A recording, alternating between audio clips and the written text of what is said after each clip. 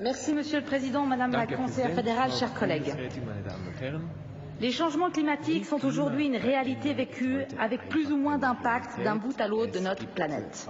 Pour lutter contre le réchauffement climatique, il faut diminuer la consommation des énergies fossiles. Un rapport commun de l'Agence internationale de l'énergie et de la Banque mondiale de 2010, intitulé « État des lieux des subventions aux combustibles fossiles en 2009 et plan de route pour se libérer des subsides aux énergies fossiles », dénonce les subventionnements aux énergies fossiles qui se montaient en 2009 à plus de 300 milliards de dollars.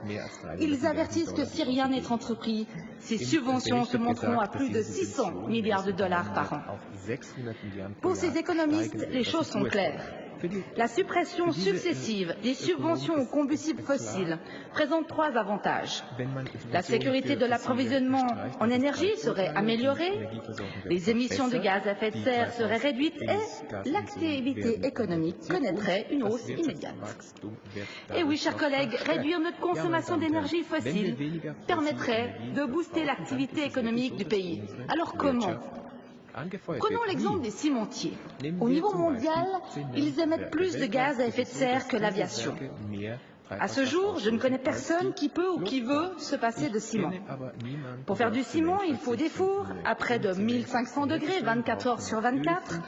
Pour ce faire, les cimentiers utilisent du fioul lourd, gros émetteur de CO2. Eh bien, nos cimentiers suisses ont adopté pour une grande part des carburants de substitution, comme nos vieux pneus et différents déchets. Grâce à ces substitutions, ils économisent de l'argent et ils ont diminué leurs émissions de CO2 de plus de 50% en 20 ans. À eux seuls, les cimentiers suisses ont économisé plus du tiers des émissions de CO2 que la Suisse s'est engagée à diminuer. C'est simple, sans eux, la Suisse n'aurait pas pu atteindre ses objectifs. Si vous ne voulez pas réduire notre consommation de pétrole malgré le fait que cela va améliorer l'activité de notre économie, si vous ne voulez toujours pas réduire notre consommation de pétrole pour éviter les changements climatiques, alors acceptez de réduire notre consommation de pétrole pour des raisons géopolitiques. Nous disons toujours que notre pays n'a pas de pétrole mais que nous avons des idées. Oui, c'est juste, nous n'avons pas de pétrole.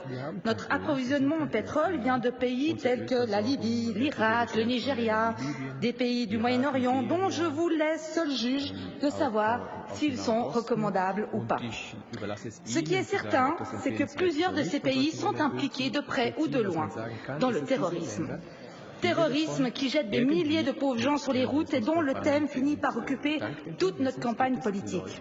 Alors si on veut vraiment régler le problème de l'immigration qui nous occupe actuellement, eh bien commençons par arrêter d'alimenter en argent des pays qui flirtent dangereusement avec les terroristes en diminuant notre consommation de pétrole. Enfin, si toutes ces bonnes raisons ne vous ont toujours pas convaincu de diminuer notre consommation de pétrole, c'est cette fois la chimiste qui va vous parler. Pratiquement tout ce qui nous entoure est issu du pétrole. Le plastique, le vernis de nos belles chaises de stylo du président, nos habits, les teintures et même les médicaments. Alors pourquoi brûler une matière aussi précieuse? Que dirons-nous à nos enfants alors que nous savons déjà aujourd'hui qu'il est idiot de brûler du pétrole, qu'il est idiot de brûler de l'or noir? La COP21 est essentielle non seulement pour obtenir un accord mondial sur la diminution des émissions de gaz à effet de serre, mais aussi parce qu'un tel accord diminuerait la dépendance de nombreux pays envers des énergies fossiles et dès lors diminuera aussi les tensions et les guerres liées à ces énergies. L'Union européenne, M. Rushdie, a reconnu dans un rapport de 2012 que ses membres subventionnaient à hauteur de 10 milliards d'euros chaque année les centrales électriques au charbon. Ce subventionnement massif et l'arrivée de charbon très bon marché des États-Unis a poussé l'Allemagne à rouvrir ses centrales à charbon. Ceci génère une surproduction d'électricité au niveau européen et du coup, les prix sont très bas. Voilà la vraie raison des prix bas, M. Rushdie. Ce n'est pas lié au subventionnement des énergies renouvelables ou de la stratégie énergétique en Allemagne.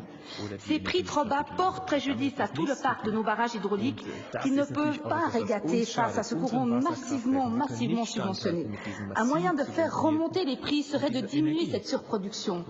Alors je vous pose la question, pourquoi ne pas fermer définitivement les réacteurs nucléaires de Betznau?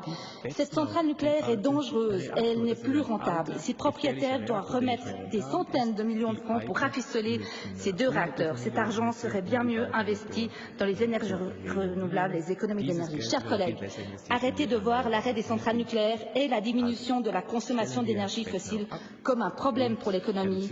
C'est au contraire une chance que notre pays peut saisir et doit saisir. Les entreprises qui veulent avoir une chance d'exister à l'avenir doivent allier l'écologie et l'économie. Et c'est dans ce sens que travaille le Parti vert libéral.